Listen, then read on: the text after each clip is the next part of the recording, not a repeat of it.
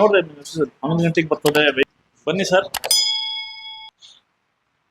Police ಇಲಾಖೆ ಮತ್ತು ಸಾರಿಗೆ ಇಲಾಖೆಯ ಮೂಲಕ ಜಂಟಿ ಪತ್ರಿಕಾಗೋಷ್ಠಿಯನ್ನು ಮಾಡ್ತಾ ಇದ್ದೀವಿ.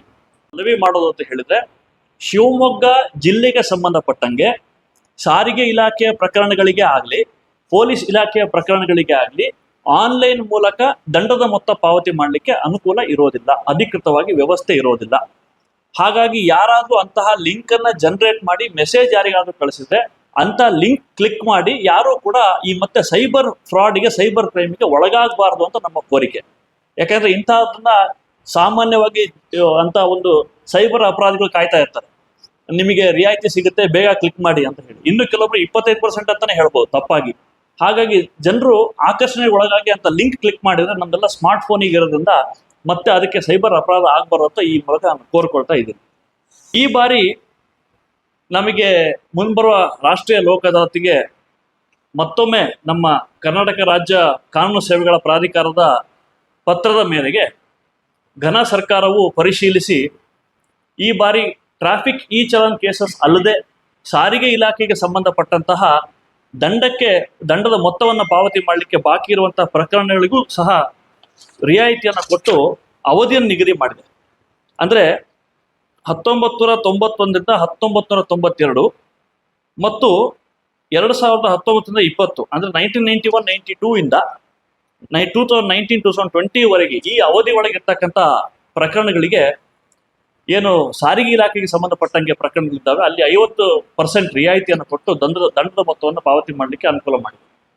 ಮತ್ತು ಟ್ರಾಫಿಕ್ ಈ ಚಲನ್ ಕೇಸಸ್ಸಿಗೆ ಯಾವುದೇ ಅವಧಿ ನಿಗದಿ ಮಾಡಿಲ್ಲ, ಅಲ್ಲಿಯೂ ಕೂಡ ಅವರು ದಂಡದ ಮೊತ್ತವನ್ನ ಪಾವತಿ ಮಾಡಬಹುದು ಅಂತ ಹೇಳಿ ಈ ಎರಡು ಇಲಾಖೆಗಳಿಗೆ ಸಂಬಂಧಪಟ್ಟಂತೆ ಕೊನೆಯ ದಿನಾಂಕ ದಂಡದ ಮೊತ್ತ ಪಾವತಿ ಮಾಡಲಿಕ್ಕೆ ರಿಯಾಯಿತಿ ಜೊತೆಗೆ ದಿನಾಂಕ 12/12/2025 ಅಷ್ಟರೊಳಗೆ ಯಾವುದೇ ವ್ಯಕ್ತಿ ಪ್ರಕರಣ ದಾಖಲಾಗಿರೋ ವ್ಯಕ್ತಿ ಈ ಇಲಾಖೆಗೆ ಹೋಗಿ ದಂಡದ ಮೊತ್ತ ಪಾವತಿ ಮಾಡಿದ್ರೆ ಅವರಿಂದ 50% ಮಾತ್ರ ಹಣವನ್ನು ಪಡೆದುಕೊಂಡು ಅವರಲ್ಲಿರ್ತಕ್ಕಂಥ ಪ್ರಕರಣವನ್ನು ವಿಲೇ ಮಾಡಲಿಕ್ಕೆ ಅನುಕೂಲ ಆಗ್ತದೆ. ಈ ವಿಷಯಕ್ಕೆ ಸಂಬಂಧಪಟ್ಟಂಗೆ ನಮ್ಮ ಪೊಲೀಸ್ ಇಲಾಖೆಯಿಂದ ಈ ದಂಡದ ಮೊತ್ತ ಪಾವತಿ ಮಾಡಲಿಕ್ಕೆ ಇರುವಂತಹ ಕ್ರಮಗಳು ಮತ್ತು ಇರುವ ವಿವರಗಳನ್ನ ನಾನು ಈಗ ಈ ಒಂದು ಅವಧಿಯಲ್ಲಿ ಇನ್ನೂ 16 ಕೋಟಿ ಬಾಕಿ ಇರ್ತದೆ ಮತ್ತು 2 ಲಕ್ಷ ಕೇಸ್ ಬಾಕಿ ಇರೋದ್ರಿಂದ ಹೆಚ್ಚು ಸಾರ್ವಜನಿಕರು ಈ ಅವಕಾಶವನ್ನು ಬಳಸ್ಕೊಂಡ್ರೆ ಅವರ ಮೇಲೆ ವಾಹನಗಳನ್ನು ನೇರ್ತಕ್ಕಂಥ ಈ ಟ್ರಾಫಿಕ್ ವೈಲೇಷನ್ ಕೇಸಸ್ನ ಮುಕ್ತಾಯ ಮಾಡ್ಕೊಳ್ಲಿಕ್ಕೆ ಒಂದು ಒಳ್ಳೆ ಅವಕಾಶ ಇದೆ ಅಂತೇಳಿ ನಾನು ಬಯಸ್ತೀನಿ. ಸೊ ಇದರಲ್ಲಿ ನಾವು ಏನೀಗ ದಂಡ ಪಾವತಿ ಮಾಡಲಿಕ್ಕೆ ಏನೊಂದು ವ್ಯವಸ್ಥೆ ಮಾಡಿದ್ದೀವಿ ಅಂದರೆ, ಕಳೆದ ಬಾರಿ ನಾವು ಎಲ್ಲ ಪಬ್ಲಿಕ್ ಪ್ಲೇಸಸ್ಗಳಲ್ಲಿ ಮೈಕಲ್ಲಿ ಅನೌನ್ಸ್ ಮಾಡ್ತಾ ಇದ್ವಿ ಮತ್ತು ನಮ್ಮ ಸ್ಮಾರ್ಟ್ ಪೋಲ್ ವತಿಯಿಂದ, ಸ್ಮಾರ್ಟ್ ಸಿಟಿ ವತಿಯಿಂದ ನಮ್ಮ ಸರ್ಕಲ್ಗಳಲ್ಲಿ ಸ್ಮಾರ್ಟ್ ಪೋಲ್ ಅಂತ ಒಂದು ಪಬ್ಲಿಕ್ ಅಡ್ರೆಸ್ ಸಿಸ್ಟಮ್ ಇದೆ, ಅದ್ರ ಮುಖಾಂತರ ಜನಗಳಿಗೆ ನಾವು ಇದ್ರ ಮಾಹಿತಿಯನ್ನು ಕೊಡ್ತಾ ಇದ್ದೀವಿ.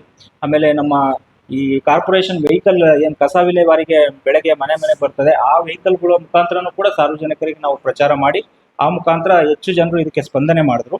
ಈ ಸತಿ ನಾವು ಇನ್ನೂ ಮುಂದೋಗಿ ಮತ್ತು ಮೊನ್ನೆ ನ್ಯಾಯಾಲಯದ ಆದೇಶದಂತೆ ಈ ನಗರದ ಪ್ರಮುಖ ಸ್ಥಳಗಳಲ್ಲಿ ಚಲನ್ ತುಂಬಿಸ್ಕೊಳ್ಳಿಕ್ಕೆ ಒಂದು ವ್ಯವಸ್ಥೆ ಮಾಡಿದ್ವಿ.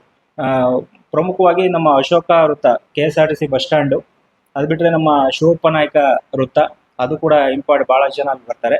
ಅದು ಬಿಟ್ಟರೆ ಗೋಪಿ ವೃತ್ತ ಮತ್ತು ನಮ್ಮ ಪೊಲೀಸ್ ಚೌಕಿ, ಹಿಂಗೆ ನಮ್ಮ ಪ್ರಮುಖ 4 ವೃತ್ತಗಳಲ್ಲಿ ನಮ್ಮ ಕಿಯೋಸ್ಕ್ ಏನಿದೆ, ಆ ಕಿಯೋಸ್ಕ್ ಒಂದು ಕೇಂದ್ರದಲ್ಲಿ ಸಾರ್ವಜನಿಕರು ಬಂದು ಅಲ್ಲಿ ದಂಡ ಪಾವತಿಯನ್ನು ಮಾಡ್ಬೋದು. ಈ 50% ಕನ್ಸೆಷನ್ನು ನಮ್ಮ ಸಿಬ್ಬಂದಿಗಳಲ್ಲಿ ಬೆಳಗ್ಗೆ 9ರಿಂದ ರಾತ್ರಿ 9ವರೆಗೂ ಆ 4 ಸ್ಥಳಗಳಲ್ಲಿ ಅವೈಲೇಬಲ್ ಇರ್ತಾರೆ.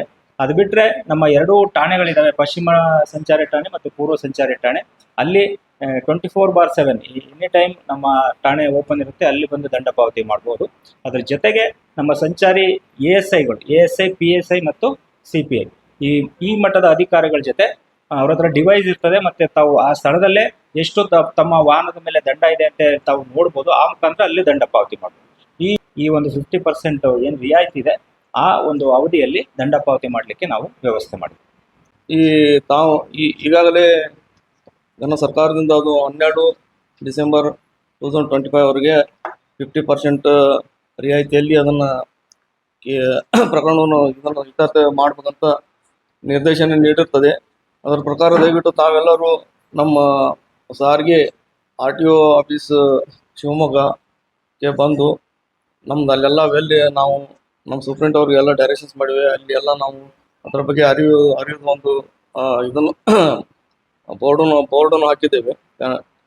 ಅದಕ್ಕೆ ತಾವು ಅದನ್ನು ಬಂದು ಅದನ್ನು ಲಾಭ ಸದುಪಯೋಗ ಪಡ್ಕೋಬೇಕು ಮತ್ತು ಅದನ್ನು ಪ್ರಕರಣ ನಾನು ಸಾರ್ವಜನಿಕರಲ್ಲಿ ವಿನಂತಿ ಮಾಡ್ತೇನೆ. ಅದೇ ರೀತಿಯಾಗಿ ಸಾಗರ್ ARTO ಆಫೀಸಲ್ಲಿಯೂ ಸಹ ಸುಮಾರು ಒಂದು 525 ಕೇಸ್ ಇದ್ದಾವೆ. ಅಲ್ಲಿಯೂ ಸಹ ತಾವು ಅದನ್ನು ಅಲ್ಲಿ ಆ ಕಚೇರಿಗೆ ಅದನ್ನು ಭೇಟಿ ನೀಡಿ ಅದನ್ನು ಪ್ರಕರಣಗಳನ್ನು ಮುಕ್ತಾಯಗೊಳಿಸಿಕೊಳ್ಳಬೇಕೆಂದು ನಾನು ಈ ಮೂಲಕ